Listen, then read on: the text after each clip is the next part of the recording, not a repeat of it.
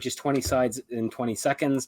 So I thought I'd start off by telling you things that can be done in 20 seconds. So in 20 seconds, light can travel 3.7 million miles. 2,000 trillion neutrinos will have entered and exited your body. The world's fastest transistor can switch 169 billion times. You can see various creatures and what they can do in 20 seconds. And finally, I, Sheldon Fernandez, can impart useless facts. Now, our team at Darwin AI, we're actually based out of Canada. We're organically connected to the University of Waterloo, which is kind of like the MIT of Canada, have been working on the problem of responsible AI for quite some time. Our chief scientist, Professor Alexander Wong, is Canada's research chair in artificial intelligence and a founding member of the AI Institute. And you can see the awards we've won. We've been working on foundational IP as it relates to machine learning and deep learning for quite some time. And the most relevant piece of IP that's highlighted here is explainable AI, which is essentially illuminating the black box of artificial intelligence. And I'll establish the connection between that and responsible AI in a moment. Now, as it relates to responsible AI, what we are discovering, having doing so much work in the enterprise, is that a lack of trust in artificial intelligence is a significant roadblock to its widespread adoption. And as we've discovered, many enterprises are motivated to get in front of the problem such that responsible AI is an important and coveted topic for many organizations. AI regulations, as you can see here, are evolving extremely rapidly. GDPR in Europe, of course, there's Bill C-11 here in Canada, and various governmental bodies, the FAA, the FDA, are starting to mandate that if you use artificial intelligence in a critical way, you must do so responsibly and with transparency. So we as an organization have been working on this problem for about a decade. Our team recognized that although artificial intelligence was very powerful, it carried with it significant risk. And we've authored a number of authoritative papers on the topic and have created some significant IP, as you'll see, to deal with the problem of responsible AI.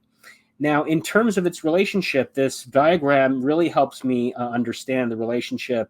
You can see explainable AI is a necessary but insufficient precursor to responsible AI, and responsible AI is an insufficient but necessary precursor to ethical AI. But we will concentrate on the first two concentric circles for the purpose of this talk.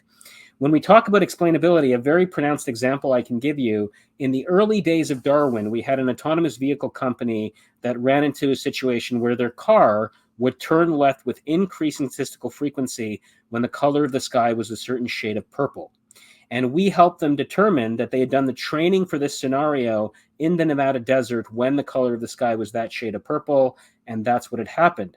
So explainability is so pronounced because if we don't know how something works, we don't know how it'll fail. And if you don't know how it'll fail, there are all these edge cases in the system waiting to be discovered with potentially disastrous consequences. A very practical example of explainability, in the early days of the pandemic, we created a neural network called COVIDNet that diagnosed corona based on chest x-rays and CT scans.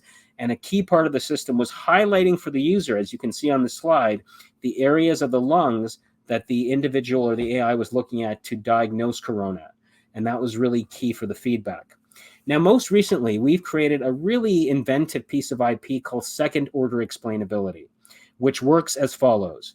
You have AI doing something important, it's doing an inference. You have explainability, which is positing why it's doing that particular task. We've introduced a third system now that attempts to understand the explainability data and get deeper insights into the problem. This is the equivalent of something called metacognition, which is unique to human beings because not only do we think, but we think about how we think. And that deeper level of understanding is something we are attempting to transfer now into the realm of artificial intelligence. So with second-order explainability, we can do a couple of important things related to responsible AI.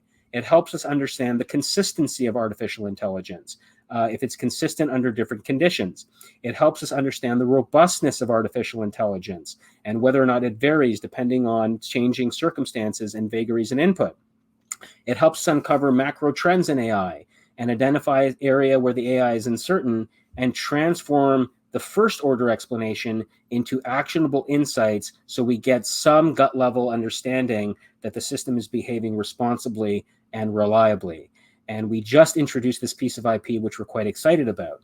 Now, we've actually applied this, interestingly, into the area of visual quality inspection for manufacturing. It's a real key area for many large companies, and we've been able to take this core piece of IP and do things like anomaly detection, detecting irregularities, and essentially surfacing for operators on the ground why the AI is making certain decisions so that they're bought into the process and they have some belief that the system has been responsibly and transparently implemented, which is really fascinating.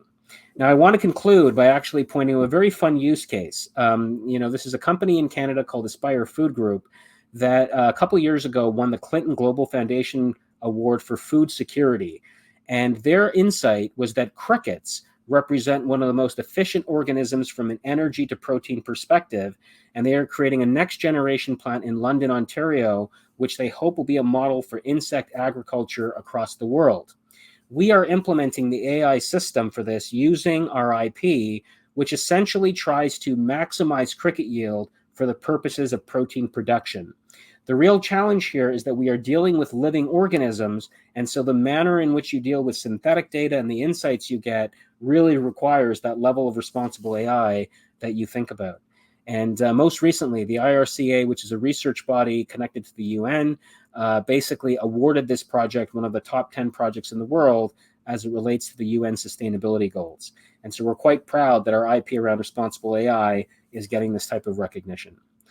So that is, in 400 seconds, an overview of responsible AI as it connects to second-order explainability. Please feel free to follow up with an email or add me to LinkedIn, and I would be happy to elaborate. Thank you very much.